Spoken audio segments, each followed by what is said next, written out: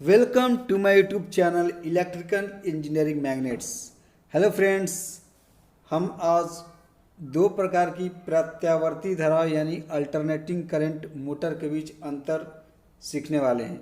ये दो AC motor है जिसको सिंक्रोनस मोटर और इंडक्शन मोटर कहते हैं। सिंक्रोनस मोटर को हिंदी में तुल्यकालिक मोटर कहा जाता है और इंडक्शन मोटर को प्रेरण मोटर कहा जाता है।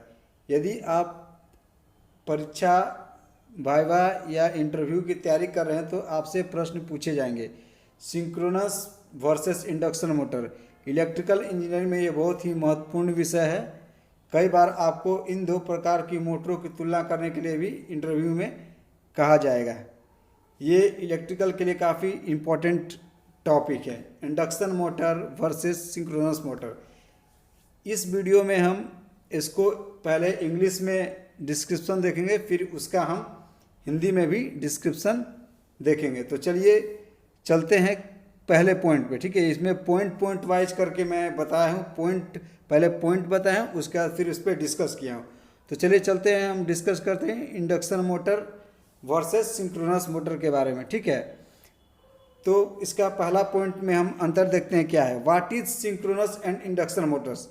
तो synchronous motors the electromagnetic motor which converts electrical energy into mechanical work at constant speed is called as synchronous motor। चलिए अब हिंदी में देखते हैं इसको। विद्युत चुंबकीय मोटर जो विद्युत ऊर्जा को स्थिर गति से यांत्रिक कार्य में परिवर्तित करती है उसे तुल्यकालिक मोटर कहलाती है, यानी सिंक्रोनस मोटर कहते हैं। इंडक्शन मोटर फिर देखते हैं क्या होता है। The electromagnetic motor which converts electrical energy into mechanical work at variable speed is called as a induction motor। इसको हिंदी में देखते हैं। तो विद्युत चुंबकीय मोटर जो विद्युतीय ऊर्जा को परिवर्तनशील गति से यांत्रिक कार्य में परिवर्तित करती है उसे ही प्रेरण मोटर कहते हैं या इंडक्शन मोटर इसको कहा जाता है, ठीक है। तो ये आप एक पॉइंट का जो है ये डिफरेंस है, ये अंतर है, ठीक है ना। अब चलते हैं दूसरे पॉइंट पे, ठीक है। दूसरा पॉइंट इसका क्या है, तो दूसरा पॉइंट इसका देखते हैं अभी, है ना। ये काफ़ी इम्पोर्टेंट टॉपिक है, इंडक्शन मोटर और सिंक्रोनस मोटर।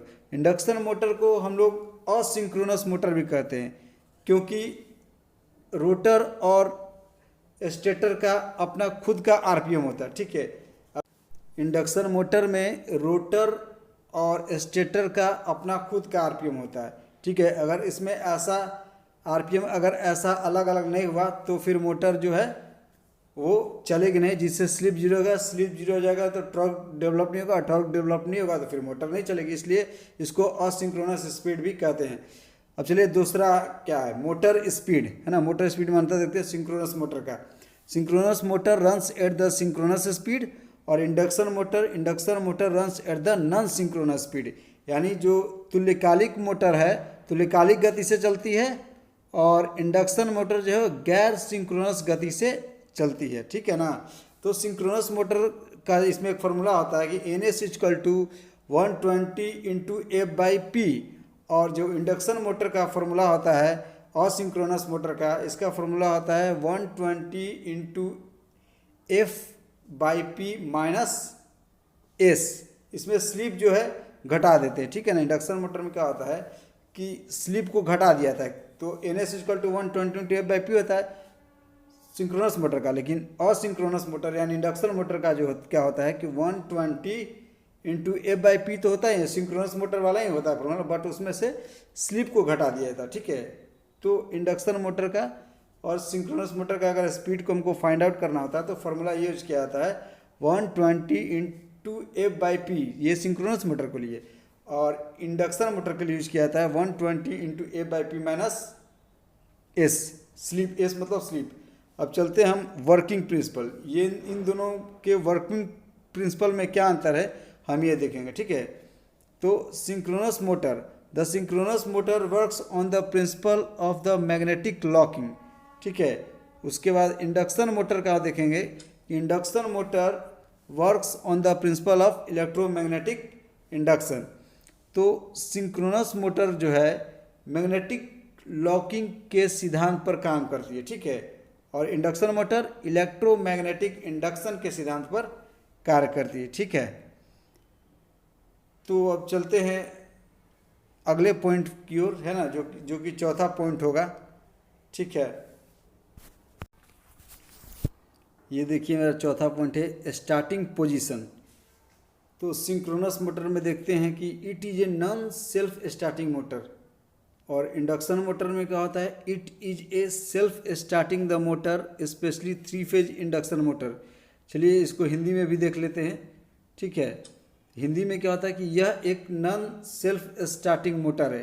ठीक है, स्टार्टिंग जो पोजीशन होता है इंडक्शन मोटर का और सिंक्रोनस मोटर का काफ़ी डिफरेंट होता है। ठीक है, सिंक्रोनस मोटर का होता है it is a non self starting motor, और इंडक्शन मोटर का होता है it is a self starting the motor specially 3 phase induction motor. मतलब इंडक्शन मोटर में 3 फेज जो है सप्लाई डायरेक्टली दिया था, और सिंक्रोनस मोटर में क्या होता है कि ये एक्साइटेशन से जो है ना चलता है। इसमें जो होता है इसको जो है सेल्फ स्टार्टिंग मोटर इसको बोलते हैं, ये नॉन सेल्फ स्टार्टिंग मोटर था। इसको स्टार्ट करने के लिए जो होता है हमको या तो हम प्राइम मूवर की मदद करेंगे या रोटर घूर्णन की सहायता से जो हम इसको स्टार्ट करेंगे। ठीक है ना, तो अब चलते हैं नेक्स्ट क्वेश्चन की ओर।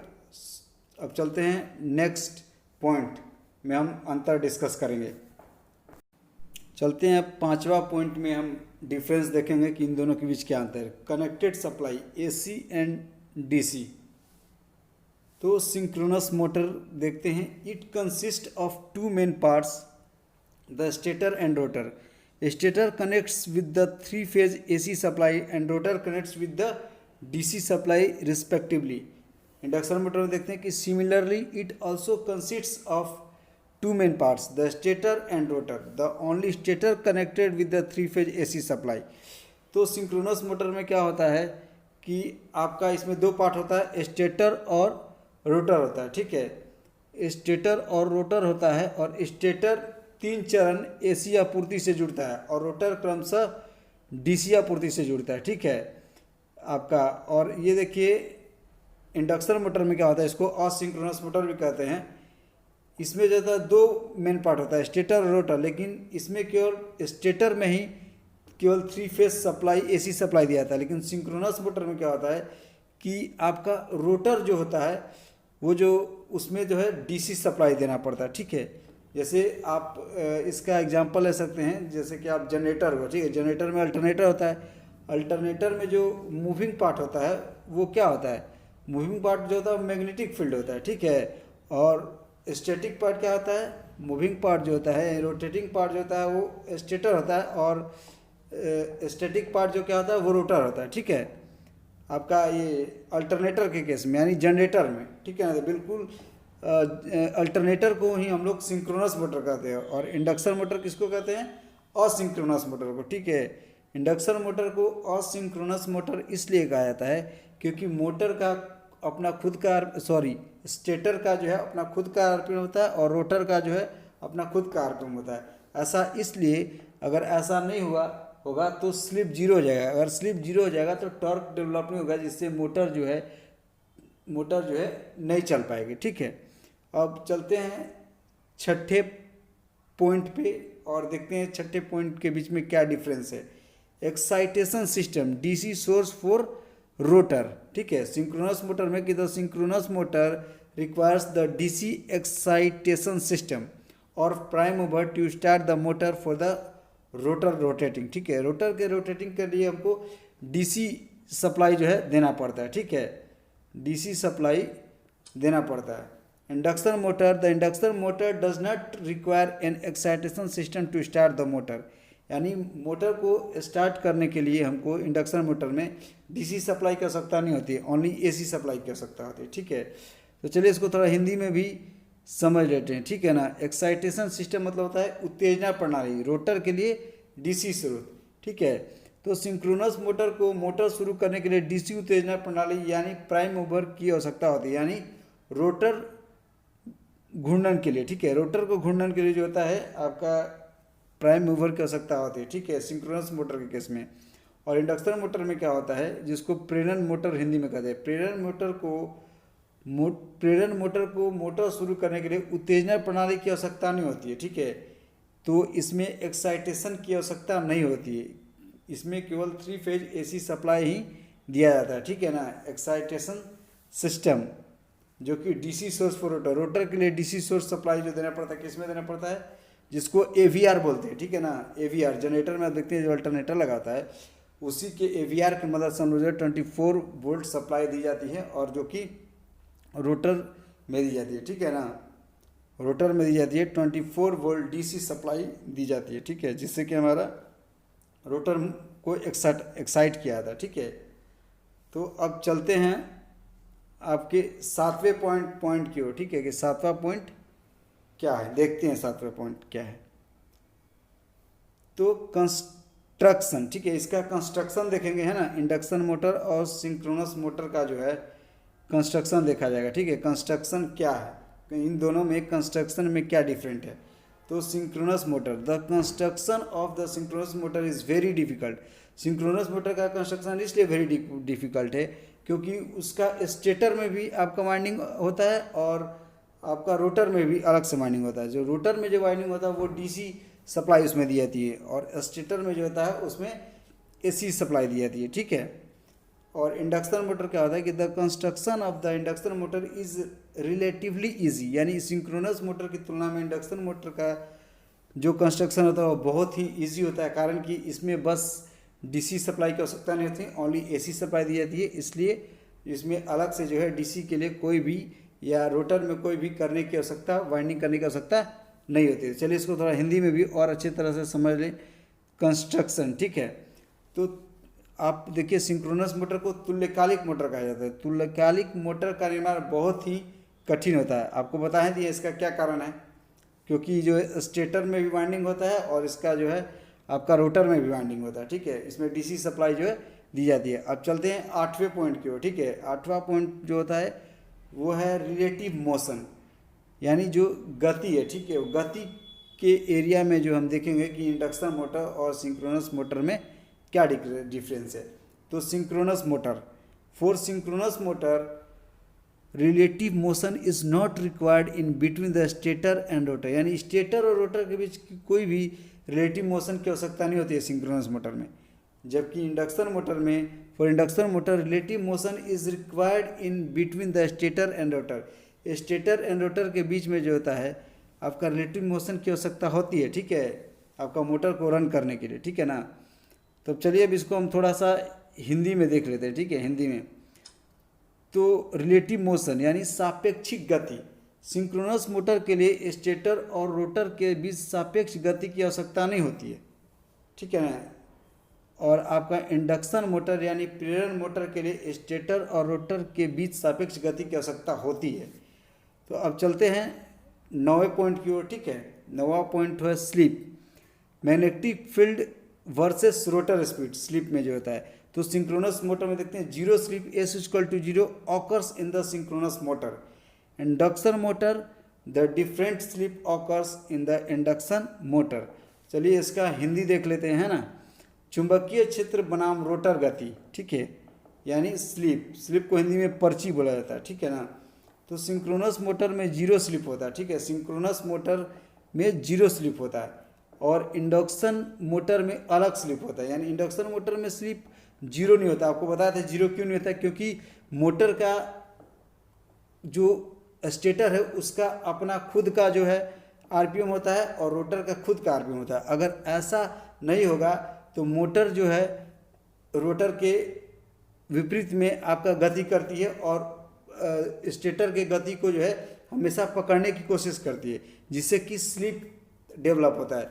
स्लिप डेवलप होने से क्या होता है कि आपका टॉर्क डेवलप होता है। टॉर्क डेवलप होता है तो फिर मोटर जो है बिल्कुल उसको जो है पकड़ने का कोशिश करती है, यानी मैग्नेटिक फ्लक्स को काटती है, ठीक है। मैग्नेटिक फ्लक्स को काटते हुए जो होता है विपरीत दिशा में जो होता है आपका घूमना शुरू करती है, ठीक है ना। तो चलिए आज का जो है सबसे लास्ट पॉइंट जो कि पावर फैक्टर है, ठीक है, पावर फैक्टर। तो इंडक्शन मोटर और सिंक्रोनस मोटर में पावर फैक्टर के रिगार्डिंग क्या अंतर है वो देखते हैं। सिंक्रोनस मोटर सिंक्रोनस मोटर में देखते हैं कि इट हैज़ यूनिटी और लैगिंग और leading power factor mostly it works on the unity power factor.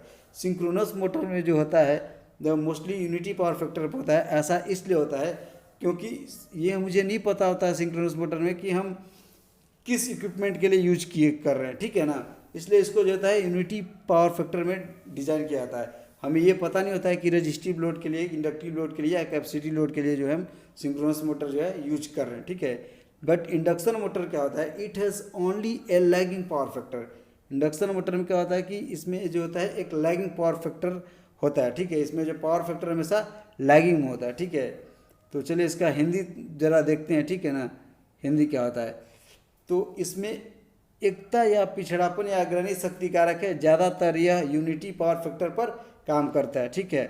इस और आपका जो है असिंक्रोनस मोटर देखते हैं तो इसमें केवल लैगिंग पावर फैक्टर होता है। हेलो फ्रेंड्स, अगर मेरा वीडियो पसंद आया है तो प्लीज़ मेरे चैनल को लाइक करें, शेयर और सब्सक्राइब करें और बेल आइकन को दबाना भूलें, जिससे कि आपको पल पल का नोटिफिकेशन इस वीडियो में मिलता रहेगा, ठीक है। जैसे ही आपको नया वीडियो डालेंगे आपको नोटिफिकेशन सबसे पहले मिलेगा। तो आज के लिए बस इतना ही। Thanks for watching this video. Thanks once again.